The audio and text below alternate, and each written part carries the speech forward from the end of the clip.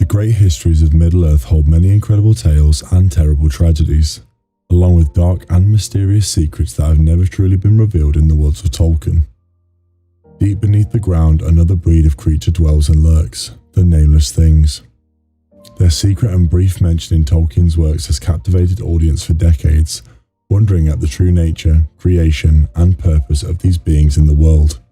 Today we'll unravel the shroud surrounding them, detailing everything that we know about the Nameless Things. Greetings all, I'm your guide, the Archivist. Today I'm going to cover the Nameless Things, their potential origin, their mention in the world of Middle-earth, and what purpose they might have in the world. Whilst we know that Sauron and Melkor have been the primary antagonists of the entire world of Middle-earth and beyond for the course of the Three Ages, Middle-earth is full of a vast array of malevolent creatures, monsters, terrors of all kinds, and evil so dark that it stains the very land with its presence. Throughout the books and the film adaptations, we see evil formed in many guises, be that orcs, goblins, dragons, trolls, and even legendary balrogs from ages past found anew. However, there are other, perhaps even more terrible and dark evils mentioned and hinted at throughout the worlds of Tolkien. When the Fellowship entered Moria, after being unable to move through the mountain pass of Caradhras, dark events were set in motion that would ultimately lead to Gandalf coming into close contact with dark and mysterious powers. Once inside Moria, the Fellowship would be pursued by a Balrog, a mighty and fierce creature from the First Age, of the same ilk as Gandalf himself, if not twisted in nature. Whilst the Fellowship did escape due to Gandalf's intervention, he fell with the Balrog deep into the pits of Moria's heart. There they landed in an icy lake within the mountain, and the Balrog escaped through what Gandalf mentioned as a network of tunnels. Gandalf would ultimately defeat the Balrog at the summit of the mountain, but not without losing his life in the process. Even though Gandalf had perished, his soul remained and returned to Middle-earth again. Being a Maiar, he was not yet finished with his role to play in the events that would follow, and persisted again to meet his companions. When he met the Fellowship again, he recounted events to them of his experiences within the mountain. When Gandalf fought the Balrog of Moria, he noted at having potentially encountered the work of these creatures, and he knew them not. When talking of his fight, he claimed, "We fought far under the living earth, where time is not counted. Ever he clutched me, and ever I hewed him, till at last he fled into the dark tunnels. They were not made of Durin's folk, Gimli son of Gloin. Far, far below the deepest delving of the dwarves, the world is gnawed by nameless things. Even Sauron knows them not. They are older than he. Now I have walked there, but I will bring no report to darken the light of day." These nameless things that Gandalf mentioned are rarely spoken of whatsoever, and have become a great mystery in the world of Arda to those who have taken in its works.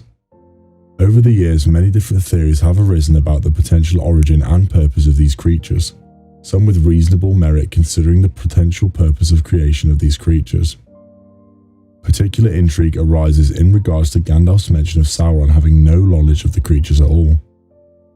With Gandalf and Sauron both being Maiar, who have persisted since the First Age of Man, it's incredibly interesting to hear that neither of them had any knowledge prior to or otherwise of these creatures that lurk beneath the earth at Moria.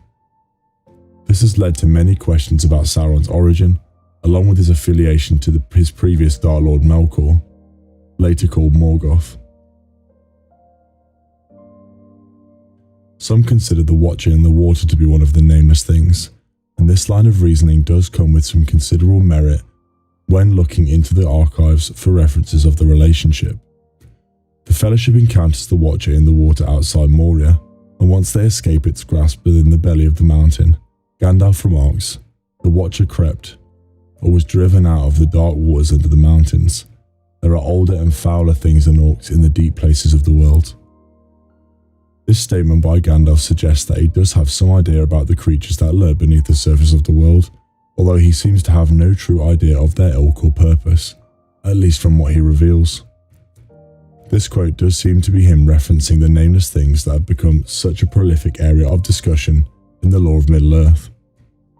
The Lord of the Rings books also depicts the Watcher in the water to be far more alien and mysterious than that of the tentacle octopus creature that we see in the movie adaptations, and could lend itself to being of a similar ilk to the Nameless Things under the surface of the world. Even with the potential appearance of one of the Nameless Things as the Watcher, their appearance or any real description of them has been lost to the histories. Gandalf's remark of them being nameless says a great deal about the mystery that truly shrouds them, as he is a being that has persisted virtually for all of time since the creation of the world. He is a Maiar who has spent the whole of the 3 ages within the world, with the first 2 ages spent with the Valar, who created most of what Middle-earth later became in the early times.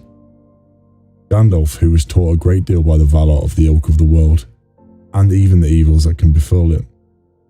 The fact that Gandalf had no prior knowledge about the creatures, considering they partook in the creation of many elements of the world itself, gives a great deal of curiosity to those who would find the origin of these creatures, and potentially leads to a conclusion that makes a lot of sense in regards to their terrible origins. One idea about that would explain the unknown origins of the Nameless Things was that they were created by Morgoth. There are many writings and passages of script that show that Morgoth created a massive network of caves and tunnels beneath Utumno, where he then worked to bring all the evil in the world to him, and created orcs, trolls, dragons, and all manner of other ill things. If this is the case, the Nameless Things could easily be another of his dark creations that were never mentioned, or simply never found. Everything that he made beneath his fortress was evil and corrupted, and the Nameless Things could be another part of his cohort that was never truly revealed, or yet to be uncovered. Sauron did not serve Melkor in the beginning, and could be unaware of some of his creations for this reason, as Morgoth had many dark and terrible secrets that he kept in the cold wastes of his northern fortress. Another string to this theory is that it is well known that the Valar didn't find all of the caverns under Utumno during the War of Wrath before Morgoth's downfall, and so the Nameless Things could simply have been creatures created by Morgoth that were never discovered. It's well known that because of all the tunnels that were never unrooted, Sauron and many Balrogs actually escaped the destruction of the fortress, and the same could have been said for any number of the other creations that Morgoth had conjured from evil. Morgoth, at that time called Melkor, created the Misty Mountains himself to try and hinder Orome, another of the Valar, from hunting his creations in Middle-earth. Their creation actually hindered the progress and changed the course of many elf settlers coming from Valinor, and ultimately led to influencing the location of many of the modern settlements in Middle-earth. Regardless, Morgoth creating the Misty Mountains gives more potential evidence of the origin of the Nameless Things, who reside beneath these very mountains that Morgoth created. It wouldn't be a massive leap in judgment to assume that they were both created by Morgoth, or have some connection as a result. Another idea could be much older and darker at the purpose of the origin of the Nameless Things. The statement made by Gandalf could be considered in a very different manner, that the Nameless Things were created during the very foundation of the world itself, at the Ainur Lindale. At the beginning of the world, Eru Ilúvatar created the Valar who sung with them, harmonizing to create the world of Arda and shape the very essence of the world itself.